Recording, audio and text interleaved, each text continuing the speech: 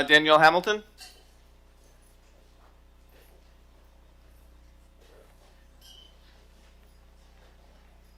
Hi, folks.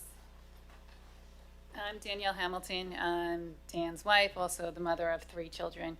2 have graduated. I have a shout out for the BOCES program. It was fantastic.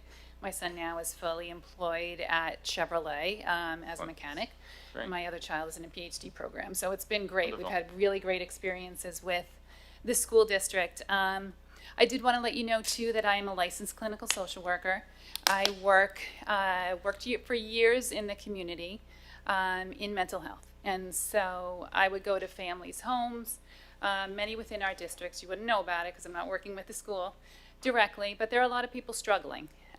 There's affluent people, there are folks who are middle class, and there are folks who are either undocumented, don't have a lot of money, but mental health doesn't discriminate, right? And so I think that's what part of this armed security measure is about, right? I think at least we can all say or are concerned that a random act of violence is going to happen, and so that's where this is coming from. Because obviously if we knew it was going to happen, we could take other measures, and so that's the whole idea behind the armed security. But what I would suggest is, having been in mental health, like I said, and now I'm over at Pilgrim Psychiatric Center, and so I see the really sick folks, right? And I see them on the other end. I see them on the adult end, and I see what happens. And so I don't know if you guys are familiar with the ACE study, which is the adverse childhood events, and so if you have a certain number of those, it has its effect on your life, and so it makes you more prone to addiction, it makes you more prone to violence. It's a great evidence-based study, and my point is that I think it's really important to consider that. And South Huntington has so many great programs. I mean, we saw some evidence of that today. We know the sports are fantastic. We know, we got kids in video yearbook and other things, and they're really great. And so I think what I've learned in mental health is that it's really important to be engaged. It's really important to have a purpose. It's really important to feel part of something, and these programs are great. And so that I think we need to think about how are we keeping kids safe on the inside, because I can tell you, when I speak to some of the kids now, they're telling me, I don't feel that safe.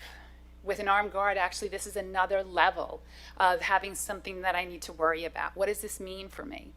This is another level of oppression for some as they view it, as potentially another type of police presence in their lives that they have to navigate. Like, that school used to be safe for me, but now that I'm going to school, this is something else now that I have to worry about. And I say this to say, I too didn't see it buried in that email communication. I say that to question how the money was so easily found, why I have never been able to access an after-school bus for my children and have had to juggle an arrangement to make that happen for them to participate in any programs from the middle school on up. And I wonder about the families that don't have access to those resources, that don't have people, that have to work 2 jobs or 3 jobs, or it's a single parent. How are they able to access that? And maybe if they were able to, by using after-school buses, maybe there's a chance that we're not just making people feel safe with the armed guards outside, but maybe we're also taking care of the community, and we are addressing the needs of the students that aren't always verbalized, but that really make a difference for them in the long run. So that's what I wanted to say. Yes, thank you. Thank you. I appreciate your comments. I agree with everything that you said. This year we added 2 second teams at 3 different middle school sports, so we tried to address that. We've added over the years an intramural program, so we agree that we need to keep kids busy, and that's a very good way to keep them out of harm's way. But it's not just our students, and while mental health is for our students, we're a big community, and people could come onto our property, who are not our students and do harm. Look at what happened at Michigan State 2 days ago. That wasn't a student. So there's threats inside and outside, and we try to address all facets of it. So thank you for your comments. I do want to say that I did a literature review, and I didn't find any evidence that indicated that armed guards actually prevent acts of violence. So I do have to question, the Michigan State one is someone from the outside, but most of the schools had somebody who was connected with them when you look anecdotally at the various shootings in the school, not at the college level, I'm talking at the younger level. Yeah, the one thing is, data, when we talk about data, is there any data out there that shows that schools that have had armed security have been effectively been able to deter a potential situation?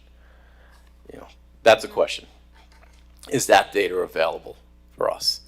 And Well, we reviewed that and it didn't indicate that it was. I think also the New York State PTA came out and said that they couldn't actually come out and support armed security.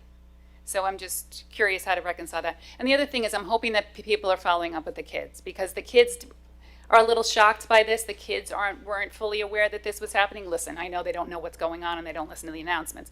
But I think, there's a piece to, like, is someone checking in with the kids? Are the kids all right? Because that's really what we hear about, So And the message would be, if you know some of those kids that are struggling, if you know their parents, whatever, to make sure that they can reach out to the mental health staff that we currently have in all the buildings, because that's one of the reasons why they are there, Yeah. to assist and support. And as Mr. Ciapetta said, your points on mental health are right on. And, we're looking at that as well as we build this budget for next year. So if you could consider after-school buses, that would be great.